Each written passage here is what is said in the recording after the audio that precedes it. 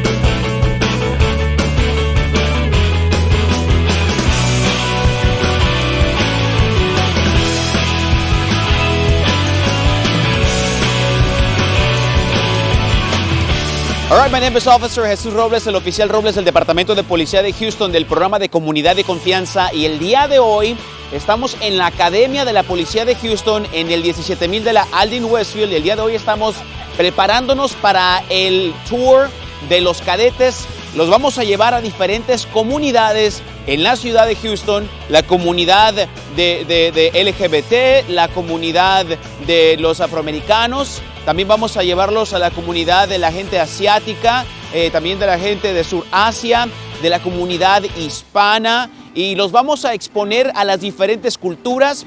Los vamos a preparar para en el momento que tengan que salir a patrullaje, ya conozcan un poco más de las diversas comunidades en la ciudad de Houston.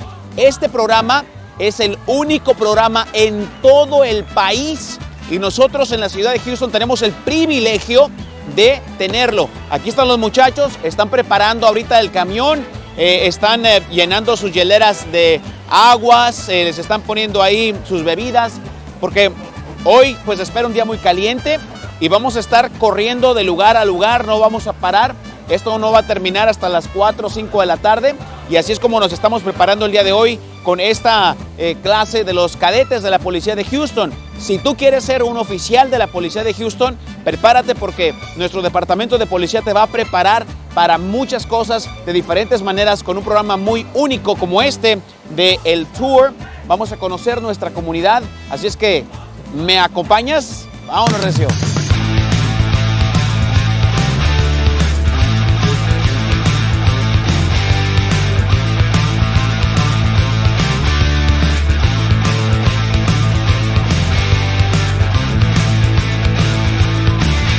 Okay, the coffee's kicking in. Are you the leader? All right. So, Miss Cadet Johnson, at the end of each presentation, the speaker, we're going to give them a small gift from the Houston Police Department, just thanking them for their time that they spent with us today, and our appreciation will be coming in the respects of like a gift bag or a coffee mug, whatever it is. But just say on behalf of Cadet Class 255, we want to show our appreciation and thank you for your time today at the end of each presentation, okay? All right. So y'all, I didn't introduce myself earlier. I don't think I even told y'all my name. My name is Joe Jones. Joe Jones, I'm with the Office of Community Affairs. This is our Office of Community Affairs staff, all these officers around here. So the Office of Community Affairs is just what it is. It's community affairs. So if there's anything going on in the community, we want to make sure that we're present and that we, have a pulse on what's happening in the city. Okay, so I'm a liaison for the LGBT community, meaning that I am the conduit between the Houston Police Department and the LGBT community. If there's something going on, if there's something that the chief of police or the city of Houston should know about, I'm the person, okay? We're gonna have a good time today. We will have fun. This is for you. Like I told y'all earlier, it's for you. We know the community. I know the communities. I know where we're going, and I know, what I need to know as a 16-year officer. So this is for you to ask questions. This is for you to be able to learn a little bit, about different diverse communities. It's for you to be able to have the ability to affect the change that you want to see, and being able to kind of help bridge that gap. I'm a liaison for the community, but you guys are out there, boots on the ground, working with the different diverse communities. So it's for you to be able to have extra tools in your tool belt to be the best police officer you can be, okay? I'm Cadet Johnson. I'm the class leader of Class 255 for HPD's Academy. Haven't really known about this until it kind of came up, but it seems like it's a pretty good opportunity to, I guess, relearn about the community, or at least rehash it. I've been in the Marine Corps for the past 10 years, so been away from Houston for a long time, and I feel like this is an opportunity to get back into the community. Hi, I'm Hester Lodge. I'm with Metro, and this is going to be a great day for the new cadets. We hope to have a great journey on our way around the city to the different cultures of Houston. We're going to drive safely and have a wonderful time.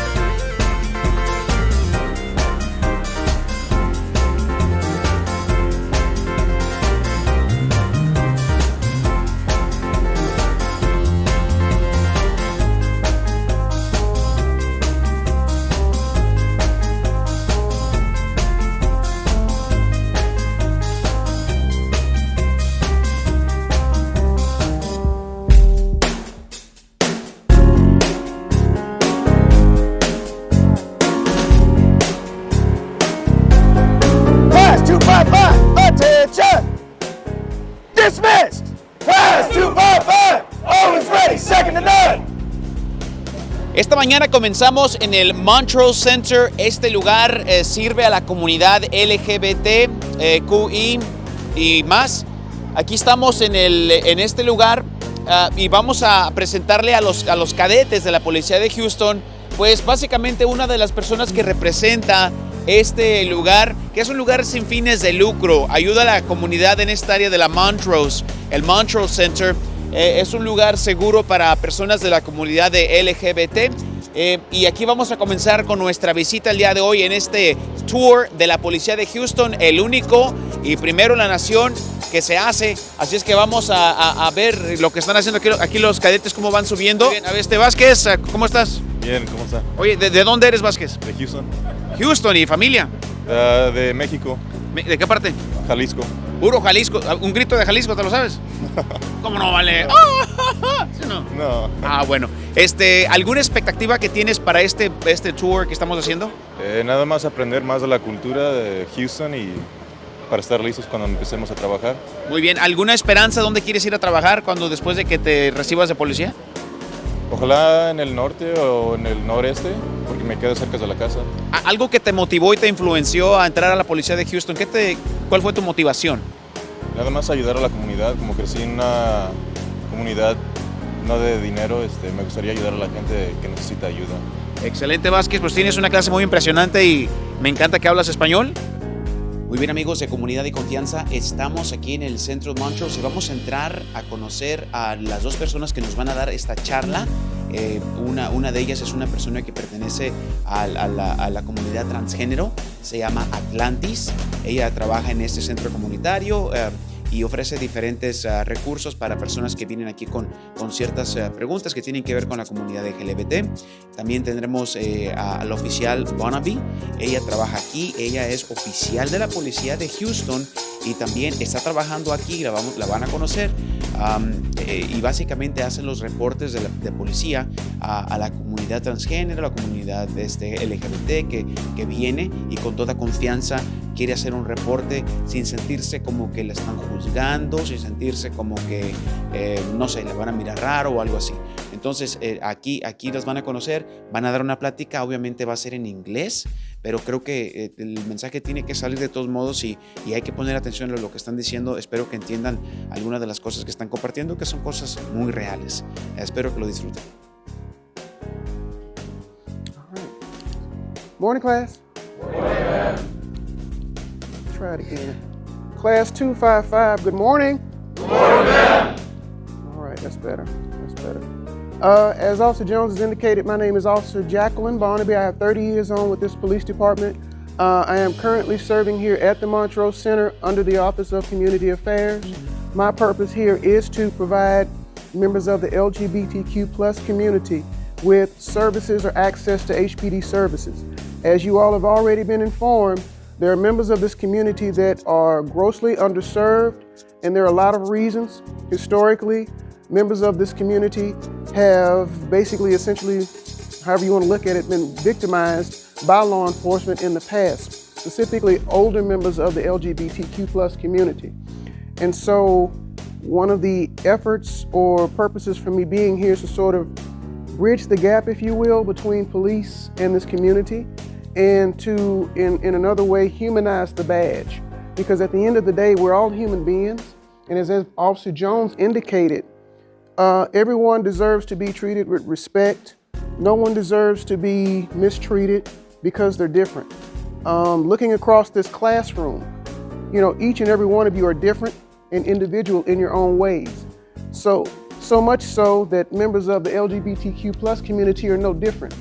You know, just because of whom they like or anything else that falls in that category, that doesn't necessarily mean that they should be subjected to any sort of discrimination, mistreatment, disrespect, lack of service from you all as law enforcement professionals, okay?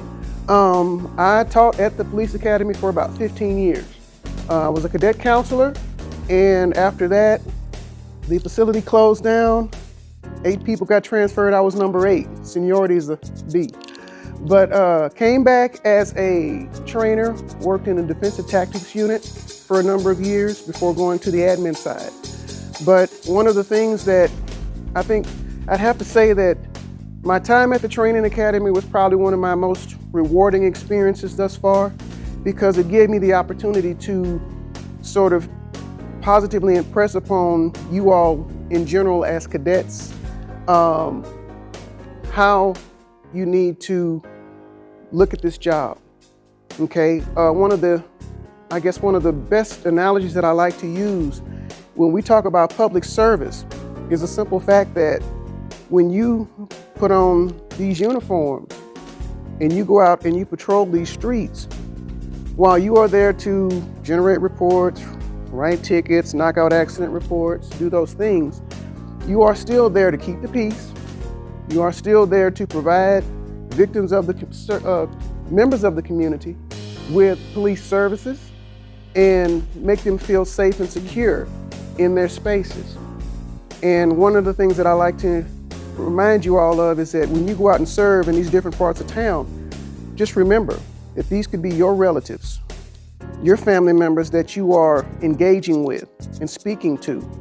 And so what I like to also impress upon you is that you want to treat people the way you want to be treated. It's that simple. You know, you go out on the street and patrol, you have a family member that's out here that lives somewhere in the city and they have a need for law enforcement, and one of your peers goes out to service them or provide them with police services. what you have to understand is that you would not want your loved one to be mistreated, to be disrespected, to be talked about. Now, they talked about Jesus, and I'm not going to get into religion, so forgive me if I offended anybody. So if they'll talk about someone that's supposed to be a supreme being, do you think that any of us are exempt from that? No, we're not. At the end of the day, we're all human beings. And it's really important that you treat everybody with respect, that you give any and all citizens that you come in contact with your full, undivided attention. You do everything within your power to make them feel safe and secure. I always say, if you don't know something, folks, ask. It's not a dumb question. But if you're out on the street and you're doing your job and you don't know something, don't start making stuff up. It's okay to say that you don't know. But it's important to let them know that you're going to go ahead and find out what it is that they need to know if you don't know it. Because we don't know everything. It's that simple. There's some very intelligent folks I imagine that are in this class, but we don't know everything.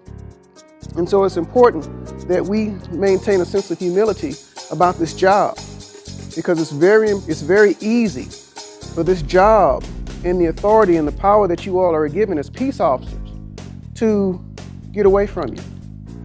It can happen. I've been on scenes where officers have had to be pulled off of suspects that were already under control. Officers just losing track of their senses and sensibilities in their capacity as law enforcement officers. I've been on scenes where I had young people sitting there with shotguns up to their heads and sat there for hours with them and talked with them and tried to help them to understand why that was not a good option. You know, I've fought with suspects. I've been in car wrecks, not my fault. But so I've done a little bit of everything. And so it's important that you all understand that everybody in this community, everybody as human beings deserves equal and fair treatment. Everybody deserves to be respected. You know, and just because you acquire the badge doesn't mean you automatically earn the respect. You automatically have the respect because it's pinned on your chest. You earn that. You earn that each and every day. Each and every day that you go out and serve. And it's really important. And you see that in the communities when you go out and you do what you need to do, you start to see a mutual respect. You start to see people, you know, wanting to talk to you, because I don't know about you all, but I've been in stores and things in the past, being in a uniform, and mother has a child's a little unruly. All right, I'm gonna put that police officer on you.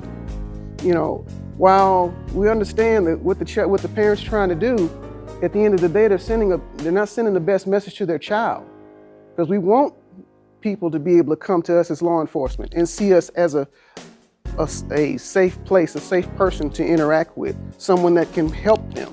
We don't want people to see us as something punitive or negative. But it's sort of a stigma and a mindset that has to be changed, and it changes over time. It doesn't happen automatically. And so that's one of the reasons that I'm here at the Montrose Center, is to, in a sense, humanize the badge. I serve in this capacity because I have seen how victims have come to me for service. They're scared, they don't know what they're gonna see. They may see the uniform, and when they don't, it starts to help break the ice. It starts to help them to relax a little bit. You know, and I assure them and affirm to them that when they talk to me, it's confidential. There's no judgment. You know, we're not checking people's immigration status. We're not doing any of that. We want people to feel safe and secure here. And especially representing the police department, we want people to see that the police department is here to serve. So I think that's about all I've got. Thank you for your time and good luck.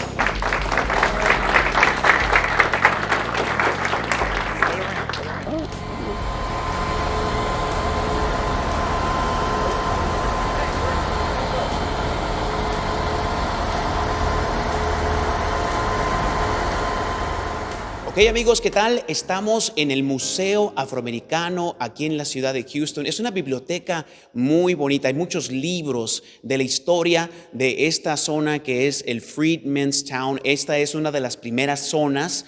Vamos a explorar esta área y vamos a descubrir dónde llegaron las primeras personas de la cultura afroamericana, la cultura negra en nuestra comunidad. Y esta va a ser la comunidad donde pues vamos a conocer un poco de la historia de este sector. El día de hoy estamos en este tour, estamos en un viaje con los cadetes de la policía de Houston y los estamos llevando a las diferentes comunidades para que conozcan dónde van a estar trabajando después de que se reciban como oficiales, después de que sean comisionados oficiales de la policía de Houston. Entonces quiero que nos acompañes en este camino, en este viaje que nos lleva a aquellos años cuando empezó a crecer la ciudad de Houston. Vas a notar en una de las calles que va a haber ladrillos en el suelo. Esos ladrillos fueron colocados con la mano de los trabajadores afroamericanos en esta comunidad que estaban estableciendo esta comunidad. No precisamente porque ellos querían estar ahí o porque ellos escogieron estar ahí, sino porque por la situación. Esta zona se las ubicaron a ellos, a esta comunidad que estaba creciendo, y ahí fue donde se establecieron. Pero estos ladrillos que vas a ver en el suelo, vas a notar que se convierte en un triángulo. O sea, es algo muy ancestral lo que vas a ver. Espero que disfrutes este camino en la comunidad de Freedmanstown, en la ciudad de Houston, solamente al oeste del centro de la ciudad. Ahorita le damos. Good morning. My name is Priscilla T. Graham, and we are here in the historic Freedmanstown. Freedmanstown is one of the first communities where African Americans came after they was freed after June 19, 1865. And we are in the historical building of the Gregory School, which was established in 1869. Class 255 are actually taking a tour inside, and they're getting to see the visuals and images of the historic community. Actually, when we go onto the streets, they will be able to live a real life history experience on the streets of what they're learning on the inside. Freedmanstown is a significant part of history here in actually Houston, because it grew up with the city of Houston when it was established. So this is one of those areas that has been gentrified, and we have some components left, and we want to save those. So today they'll be able to walk on the 100-year-old brick streets in historic Freedmanstown. It's not often that you actually get to feel, touch, and see something that's 100 years old. And they'll also get to see some of the places where some of the historic African-American leaders lived and built their own homes here in historic Freedmanstown. And that's what the experience is going to be about today, about living history in a laboratory that's alive.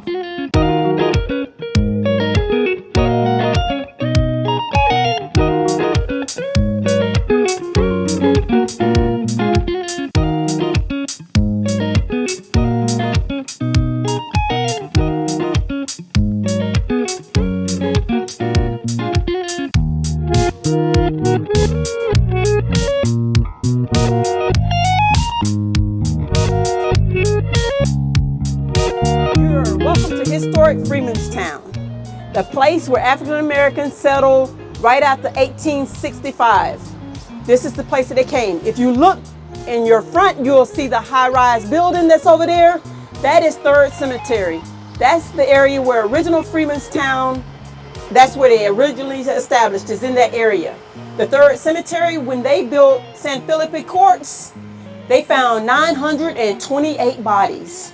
And that's in the area right there that they found those bodies. Original Freedmanstown was 28 blocks, and it was in the area that we're looking where the high rise is. As we said before, you saw the Sanborn map, and on the Sanborn map, you would have seen Friendship Missionary Baptist Church. As we're walking up to Ruthin, you will see the place where Friendship Baptist Church actually was. It was struck by lightning and it burned down. Some of the street markers are still there. And Friendship Church was right here in this area right here. This open plot of land that's right here right now. That's Friendship Church.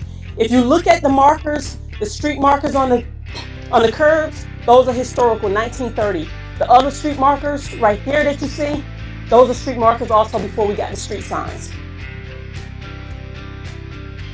Yes.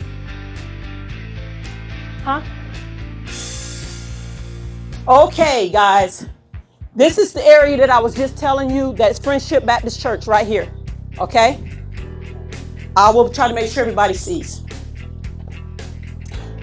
Now we're coming up on the historical brick streets, which is Andrews Street, which these streets are over 100 years old. The people petitioned the city for over 6 years to pave their streets. because their families were dying from malaria and all types of diseases. These streets were paved 1914, 1921. Over the years, it's received a lot of damage because of gentrification and new residents moving in. But now you are about to walk on the 100-year-old brick streets.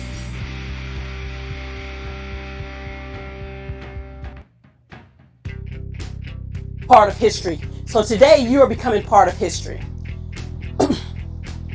As we're approaching the R.B.H. Yates Museum, which is this house right here, if we just have everybody just walk down and line up, stop at the pole right there, so everybody can see me and hear me.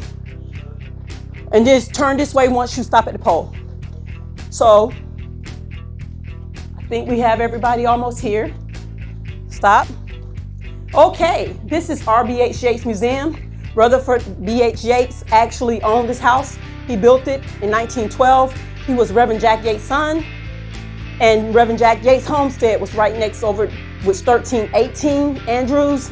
So he's the iconic figure that you hear all over Houston is about Reverend Jack Yates. So his home was there. He bought that property in 1869.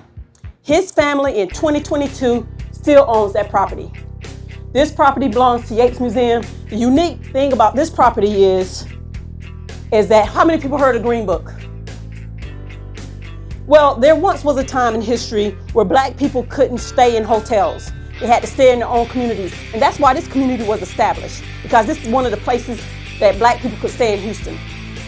In the Green Book, you would find places where black people were safe places for them to stay. This house is significant because it has two front doors. It has a front door right here for the family and a front door over here where the guests came in. This would be a Green Book house.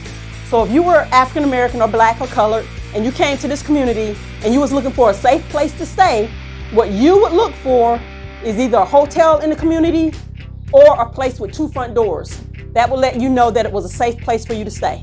The family stayed in one part and used it, and then the guests stayed in the other part, and that's how that worked. Anybody have any questions? Other thing about this house, see that blue sky? Why is the sky blue? Why is the ceiling blue? The ceiling is blue is because they painted to keep wasps and different things that make nests from making nests on the porch because they think it's the sky. Y'all get it? A lot of historical homes you'll see the ceiling painted blue so that they think it's the sky. All right? So we're gonna move on. I'm just gonna point out significant things of different places, okay? Because we don't have a lot of time. Now, anybody got any questions before we move? Okay, let's just turn and we're gonna move on. Now we are approaching what we call Emma and Ned Pullum House, which is over to your left. This is owned by Yates Museum also. This house was actually built in late 1800s. And Mr. Ned Pullum was a brickmaker. And so he's produced as much as 450,000 bricks at one time and just sell them off the rail. And I believe he was one of the richest people in the community, to be honest with you. If you look at the detail and the trim around the house, it has the same stained glass that you would see if you were in a church, even over the doors that you can't see and all the other trimmings. But the significance about Ned Pullum, he was a reverend. He actually, anybody saw Top Chef? Well, actually the church in Top Chef is right here in Freemanstown. So he was the pastor there after Reverend Yates died. He took over and was the pastor of that church that was in Top Chef. And he was the pastor that established Friendship that we pointed out to you. He actually established that church also. But this is Reverend Ned Pullum, and he was the man that actually donated property and everything for them to establish the first hospital here in Freemanstown too. So now we're gonna just move on, and we're gonna come right here in the brick streets. So let's just divide ourselves up where y'all can kind of, not in the middle, but on the sides. Get in the sides real quick. Because there's just some things we just want to point out real quick to you for the sake of time. No, oh, here it is.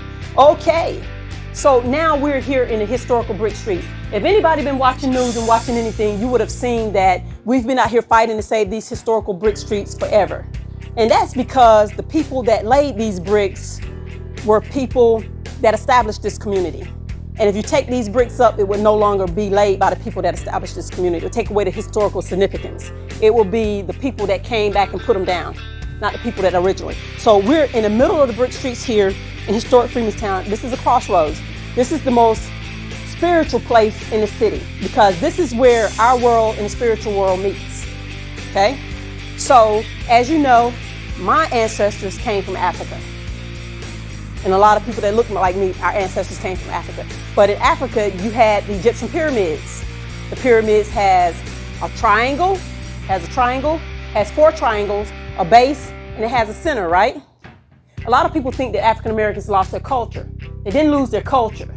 What happened is our culture changed and it looks different. We still have it. And these brick streets, they were able, because they laid them, they were able to put their cultures and encode it in these brick streets. I'm standing in the center of the brick streets, which is the point. How many sides I tell you the Egyptian pyramid had? What else does it have? It has a base and it has a point. I'm standing in the middle. This is a point.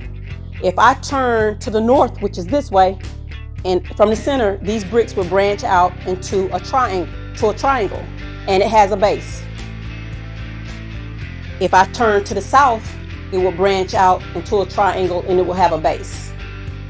If I branch to the east, it will have a triangle and it will have a base. And if I turn to the west, it will have a triangle and a base. If I backed off of these brick streets and pulled it up from the point, from the center, what would I have? That's right. So you see how they encoded it and why it's so significant and important? That's why. And we will continue to fight to save these brick streets because the people, they built this place. This was nothing. It was swampy. It was the land that was undesirable. And they built it up. And as soon as they built it up and made it inhabitable, guess what? They start taking it. And it started downtown first. Then it came to Allen Parkway. Then it started on the east. And now we're in the west. And this is what's left. Okay? Now, this church right here is the oldest, this is the second oldest church on the western side of Freemanstown. And this is St. James. St. James was brought here from the red light district, which was in the area where you see the big tower. It was over on that side. And they brought it on horse and buggy. The original bell is still in the tower at St. James and it still works. Okay? This is the J. Vance Lewis house. J. Vance Lewis was a lawyer. And next to that, they call it the Isabel Sims house. But Isabel Sims actually owned all this property. She bought this property during a time when black women couldn't own property. She was married, and before they was getting ready to purchase the property, her husband died, and then Reverend Jack Yates purchased the property for her and kept her deeds and made sure taxes was paid with her money until he died, and then the family turned it back over to her. But she actually gave J. Vance Lewis and Pauline Gray this property to even build on, and it went to Pauline Gray when she died. But we always miss Isabel Sims, but she was very important because she bought all of this. She owned all this big block. And so J. Vance Lewis, what was important about this, he held J. Vance Court in the room to the corner, the very corner where it has the boards. That's where J. Vance Court was held. And with that, he would teach residents how to go downtown and defend themselves at the courthouse. Anybody seen that 1808 courthouse downtown, the Harris County Courthouse? Yes, it's beautiful. Okay, but in that courthouse, they have a balcony and they also have a downstairs. The balcony is where black people sat, okay? And they couldn't bring representation in there with them. That's why he taught them how to do it. But he would go in there and defend people, but he taught them down here how to defend themselves when they go down there, all right? So now what we're gonna do in the midst of time, and at the very corner right here, you'll see Freemanstown Association. They specialize in affordable housing for people that are legacy residents that want to continue to live in the community, but maybe can't afford to pay $3,000 a month to do so. And if you just turn and look just north, you see those apartments down there? Anybody heard of the Camp Logan 1917 riots? How many people heard of that? Y'all heard of that? Right there at that corner at Wilson and West Dallas, which used to be San Felipe. That's where most of the officers were killed. You see their faces when you go in certain places. That's where it started. But across the street where those apartments are, it used to be a street over there called Gold Link.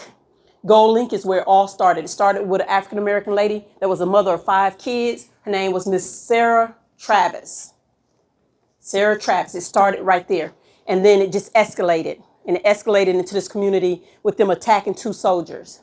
Those soldiers' bodies, 19 of them were hung. Those 19 soldiers that were hung, their bodies are in San Antonio, which is 17 that's still in San Antonio. Then there's 2 of them that was killed that night.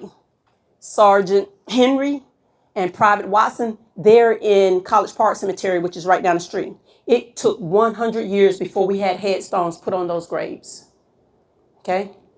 Now, we operated in a very different time with police officers during that time. So y'all jobs now in 2022 is so important with everything that's going on. So I commend y'all for taking on this profession, because you're gonna have to use good judgment. You're gonna have to make the good decisions, and you're gonna have to learn about your communities. And this is a community that's been underserved, and so much has been taken away for many, many years. So you have an opportunity to do great things in these communities. Not just this community, there's a lot of communities like that you may be serving in.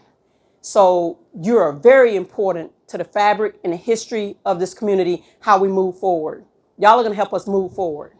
I'm depending on you guys, right? Yes, can I depend on you? Yes, ma'am. All right then, so now what we're gonna do is just move down, go down Wilson Street, and we're going back towards the library so that y'all can go get back on your buses, and I'll tell y'all about some other areas as we move forward, okay?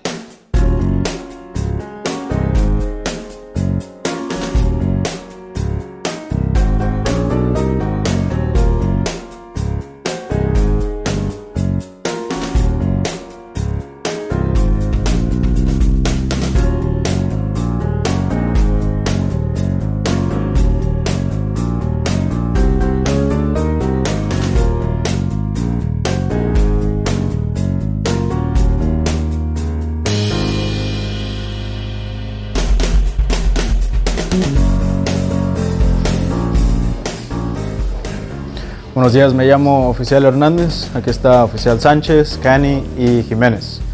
Gracias al autobús de multiculturalismo nos abrió los ojos de qué tan diverso es Houston. Ya que estoy trabajando en el East Side of Houston, puedo ver qué tanto nos ayudó en el autobús. Gracias.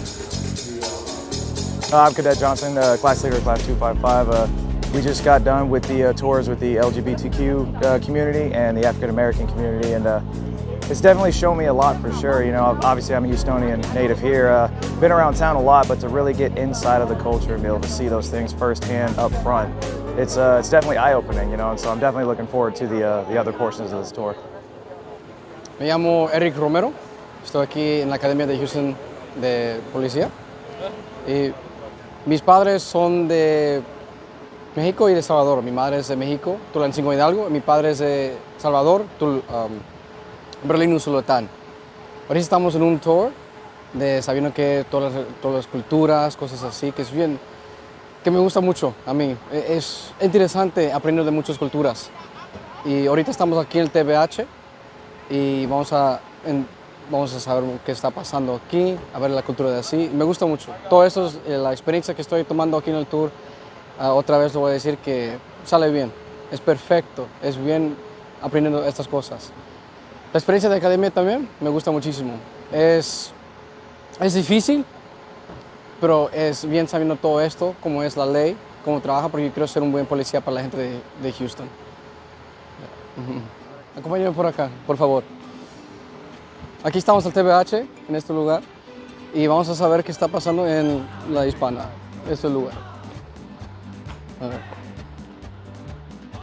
Vamos a aprender la cultura de los hispanos. Y yo quiero estar bien orgulloso. Siendo hispano, realmente hay una buena cultura, especialmente con la familia de todos. Los hispanos siempre están bien conectados con la familia, eso me gusta muchísimo. ¿Tú esperabas algo así? ¿Mande? ¿Tú esperabas algo así, como este tour de la policía? Sí, eso estoy bien orgulloso estando aquí ahorita. Gracias. ¿Y estamos?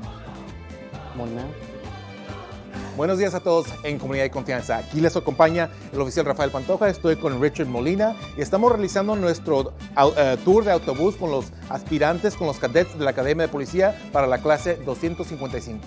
Y estamos ahorita en el sitio, en el local donde estamos celebrando, estamos aprendiendo sobre la comunidad hispana, y con nosotros tenemos a Richard Molina, que es el sobrino de Joe Campos Torres. Estamos aquí para hablar sobre la comunidad, problemas que han tenido la policía, la comunidad hispana y la policía, cómo mejor conectar con la comunidad, cómo recibir más colaboración de la comunidad. Entonces vamos aquí y estamos con los cadets para que aprendan cómo se pueden conectar con la comunidad hispana.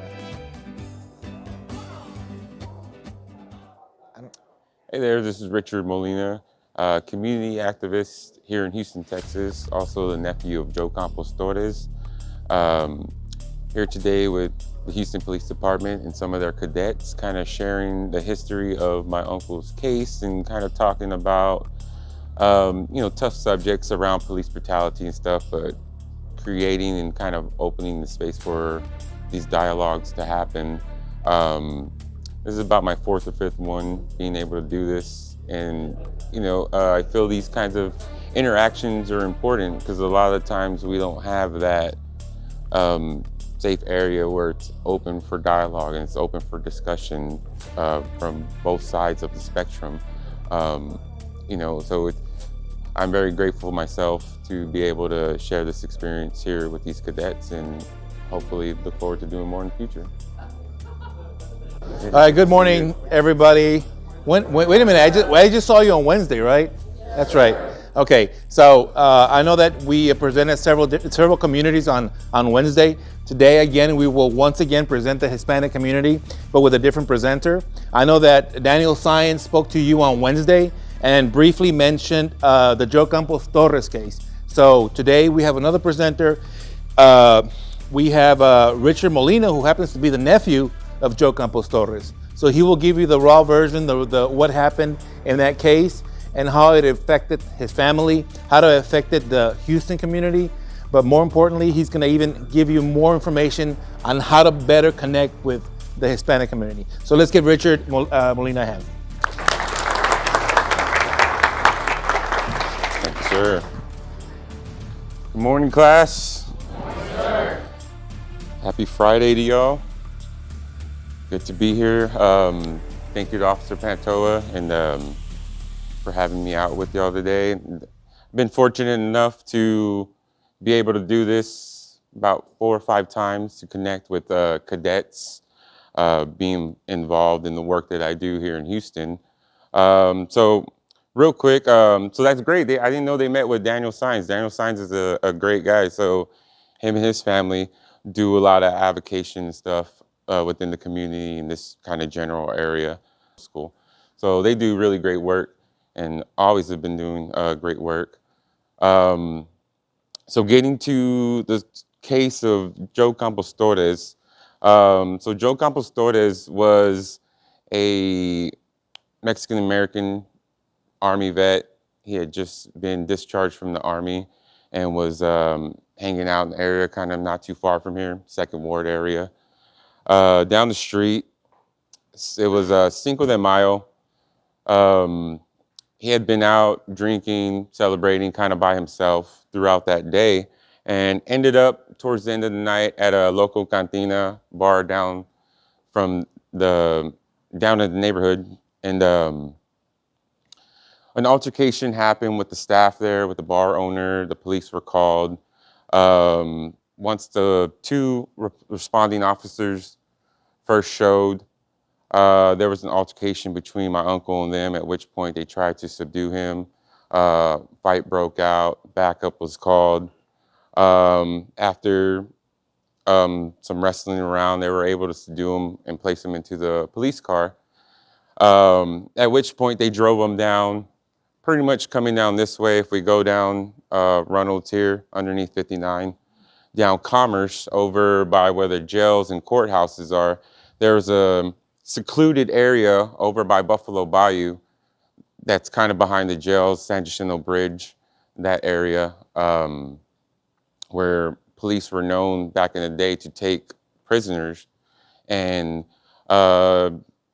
reports of wide number of things happen, from assaults, further assaulting, intimidation, all that kind of stuff happened there. And it was a place that was known amongst police as, they referred to it as the Hole.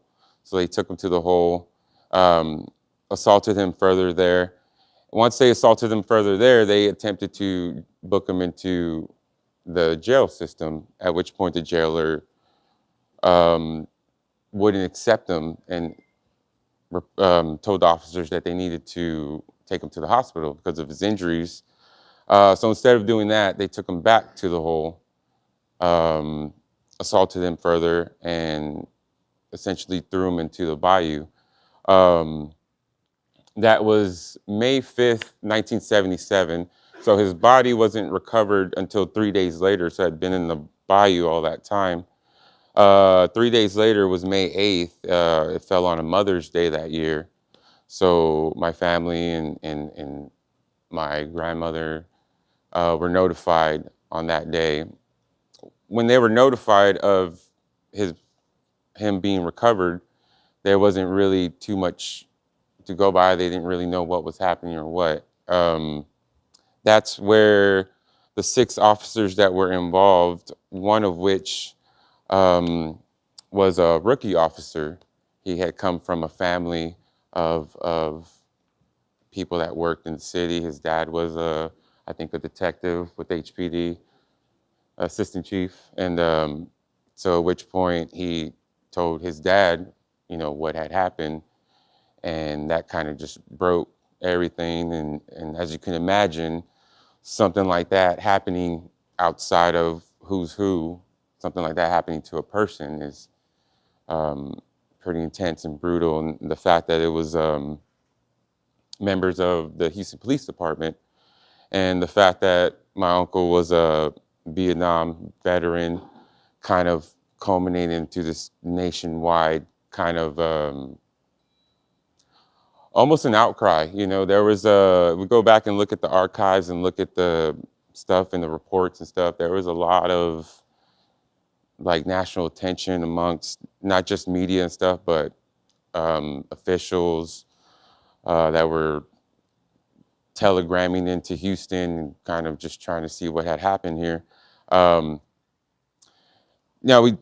we talk about these kinds of subjects and how it was able to, you know, the fact that my family had to deal with that was just the first part of it. The trial and the fight for justice essentially after that was a whole nother thing. And this is something that we've seen time and time again when we talk about these kinds of cases, is the family's fight to get justice afterwards. And it's a long struggle, long fight. And it's a fight that my family is to this day fighting in different ways. So it went to trial. Essentially, 2 main officers got all the charges. The other 4 got immunity in exchange for their testimony. The trial ended up getting moved to Huntsville, Texas. How many of y'all are for Texas, by the way, or Houston? Yeah. Cool, awesome. How many grew up outside of Texas? Yeah, cool, okay. Okay, cool, yeah. So when you understand the different, the history of Texas and the way it was formed in these different towns, and the towns south, the towns up north, the towns that wasn't safe to be around after dark when you're a person of color, these kinds of towns still existed around then. So they moved the trial to Huntsville, which is where one of the main prisons is out there. Got a jury from there picked. Essentially, the jury didn't see any evidence of intentional homicide or what the case was.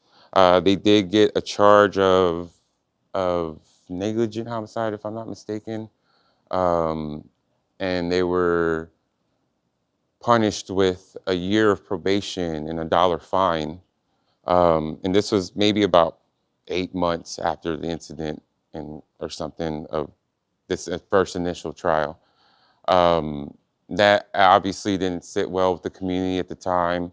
The year later, at the anniversary of the first anniversary of my uncle's passing, May 5th, 1978, there was a gathering at a local Hispanic community over in Northside at Moody Park, which ended in heavy police presence and clashing with the community, which broke out into what is been called as the Moody Park riots. Have anybody heard of the Moody Park riots?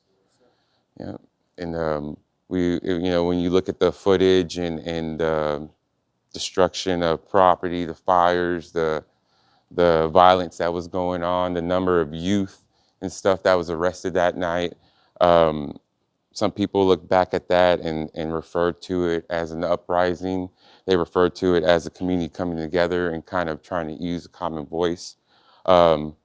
Essentially, in those kinds of actions, they're a bit extreme. So it kind of sparked this real heavy need to look within what's going on with these kinds of structures, such as policing. The police department started looking within itself on trying to how to combat or fix these kinds of issues. You know, that's pretty much the basis of that case. That kind of just led into my family just being further involved in police brutality activism. That's kind of what I was born and raised in. That's kind of what I continue to try to do to this day, but in different ways. We're in 2022. We all are very aware of the climate and what it means to be a police officer here in America. We've all seen these explosive cases happen and how quickly these decisions that need to be made can affect one way or the other. And I think it's a necessary conversation. These are conversations that don't really happen too often between community members and members of the police department. Luckily we have bridges that we're trying to build. Because I come from a family that, we didn't talk to officers. We didn't work with officers. We didn't work with city officials. And being a police brutality activist to this day, we still kind of use this mentality. But these are trying to think and go outside the box and do different things, You all will be graduating pretty soon and be out in the streets patrolling this neighborhood. Anybody from Southeast around here anyway? Yeah? Oh, what high school did you go to? Oh, okay. And you? Oh, Chavez. I went to Chavez for a little bit. Cool.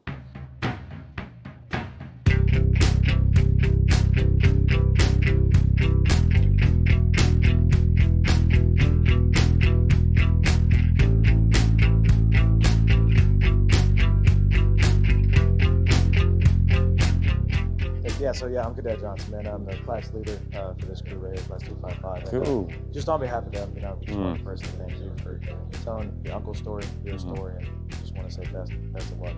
Everything you're trying to accomplish. Thank you so much. Awesome. Thank you so much. Yeah, no I problem, appreciate man. it. Yeah, you have a good one. You as well. You as well. Good luck out there. Thank you. Awesome. Yep. Awesome. Good deal.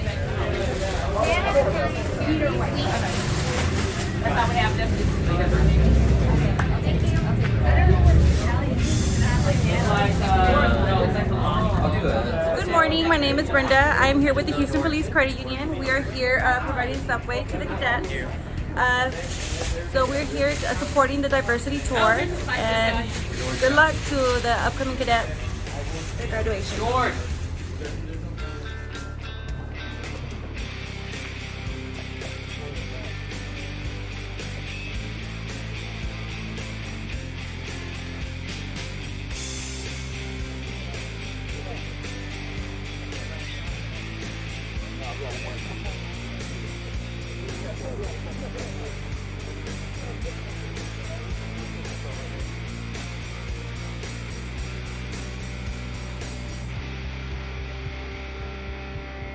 Hi, I am Gene Fagelson. I am a business resident of Dunhuang Plaza.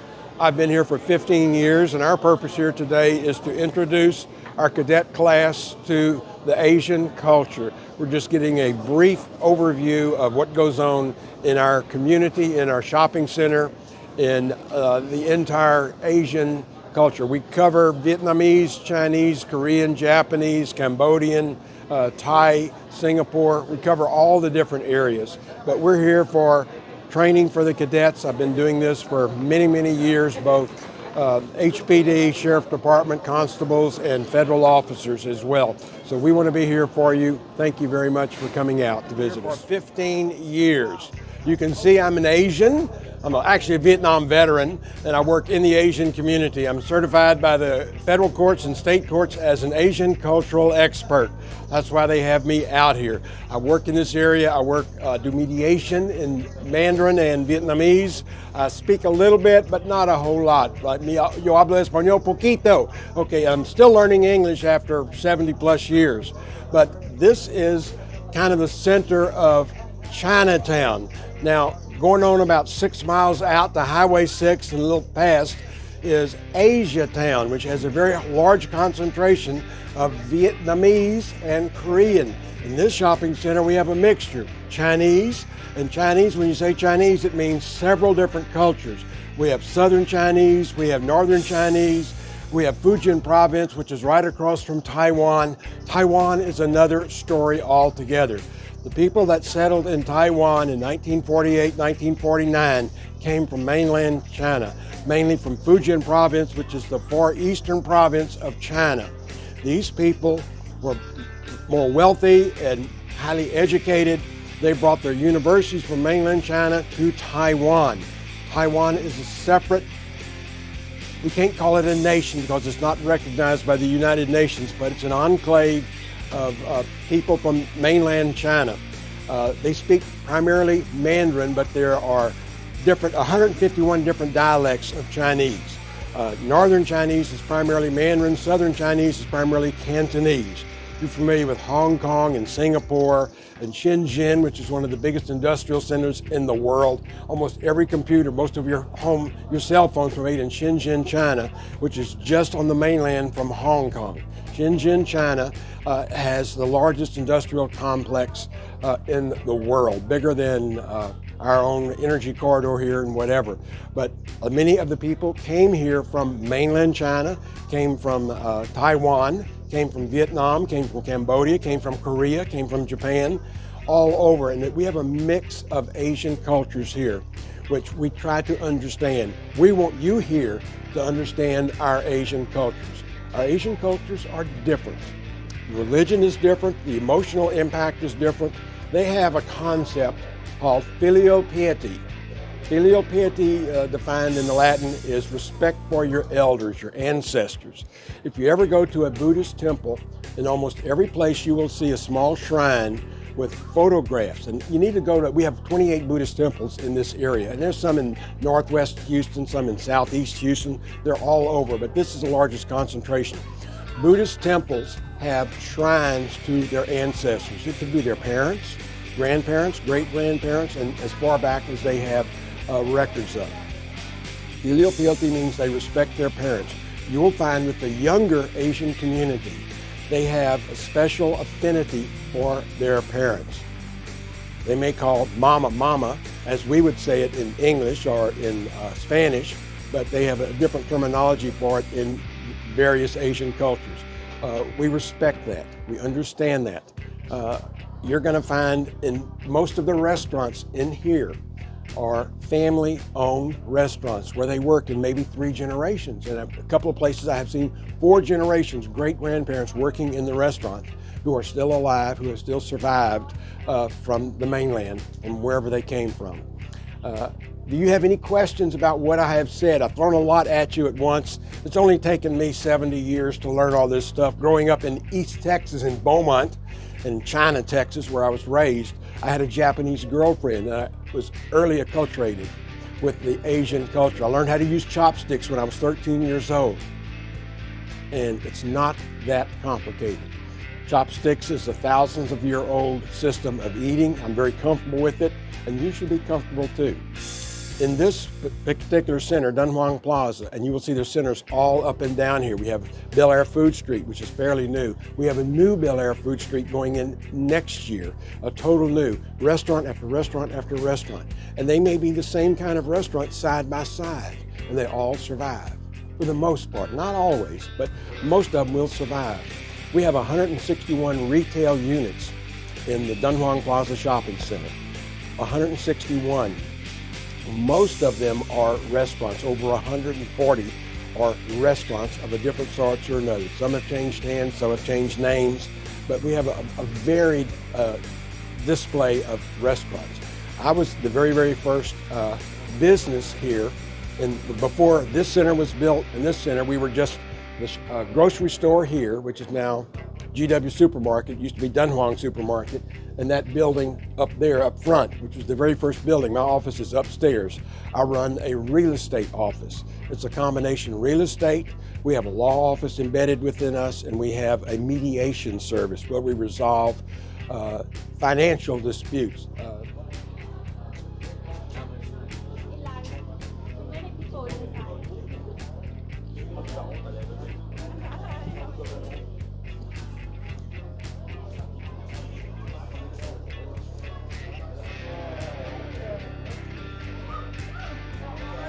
Nihama. Okay, very good, very good. So nice to see you. Okay, all right, all right. I think they are going to do the... They want us to go in the supermarket, yeah. We're the fourth group, so I want them to go ahead.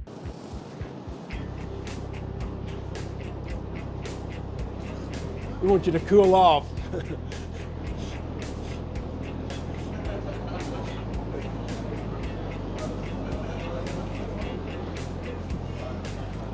Some of these are the same vegetables you're going to get in a Kroger or an H-E-B, and some you would only find in the Asian supermarkets that are thousands of years old, that grow in various areas in the swamps in Southeast Asia and the mountainsides of China and Vietnam.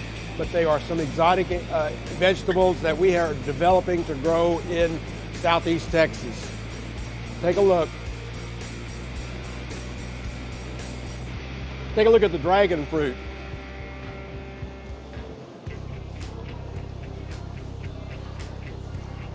This is a red dragon fruit. We also have a yellow dragon fruit. It's very sweet. We peel it and eat the inside, eat it fresh, raw. It is very tasty. What does it taste like? Nothing like you've ever had, but you'll love it. You'll love it. I had the Mountain Dew dragon fruit one time. Mountain Dew? Wow. But it said dragon fruit and it looked like But dragon fruit is very common in Asia, but we love it here. It's $5 a pound here, but it's wonderful. It is wonderful.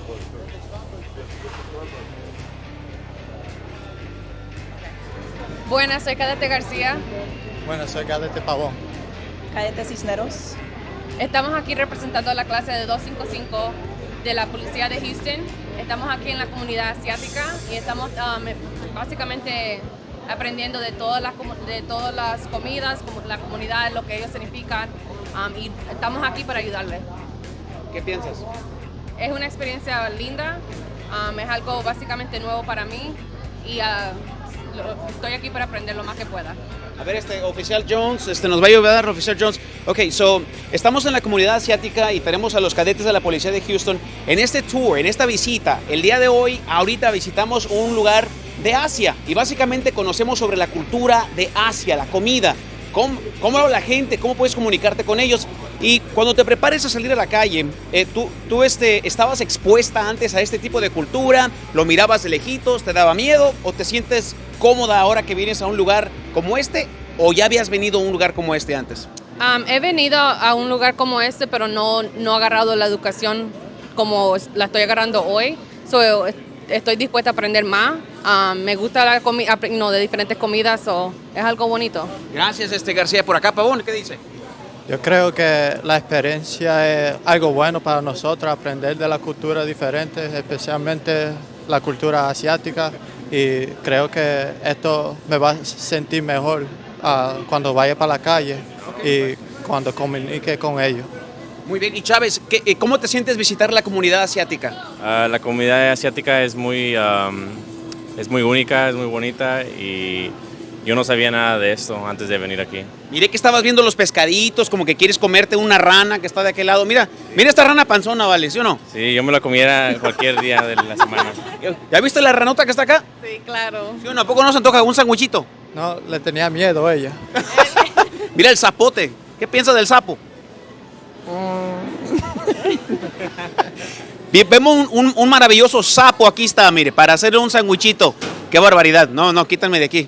Bueno, ¿le seguimos? Sí, claro. A ver, ¿le seguimos? Claro que sí. Vamos, le seguimos. So once again, we are welcoming the cadets from Houston Police Department, Class 255, to the Southwest Management District. We're right now in Chinatown, in one of the busiest retail shopping centers, Don Juan Plaza. And this is a wonderful opportunity for these cadets to experience the diverse culture and communities that we have in the city of Houston. I grew up nearby, went to A-Leaf schools, and this is an important community for us to participate and continue to support Houston Police Department. You know, and I love getting these drinks right here. Yes. This is my favorite. I always look forward to. Este es el programa de comunidad y confianza. La señorita Alice, ella trabaja en esta comunidad. Ella representa el distrito de negocios en esta área y básicamente aboga para que haya un mejor trabajo entre los negocios, entre la gente que vive aquí, para que la calidad de vida sea mucho mejor, y trabaja directamente con la unidad de relaciones comunitarias de la estación de lo que es el Southwest y el West Side de la ciudad de Houston. Entonces, por eso es que tenemos el día de hoy este viaje con los cadetes en las diferentes comunidades y hablamos con personas como ella que tienen tanto efecto en nuestras comunidades y saben realmente cuál es la necesidad y cómo nos ve la comunidad de Asia a los oficiales de la policía de Houston. ¿Verdad que sí? Yes, I agree 100%. Ahí está. I am endorsed and everything's great. And we just want to thank our media and our community members for joining us. We have members from different city, county officials here, and our great community leaders are also here supporting HVD. That is awesome. There's a session going on inside that room. Ahorita están en un cuarto, en un restaurante, escuchando sobre los líderes en esta área. Los cadetes están aprendiendo bastante, así es que gracias. Continuamos.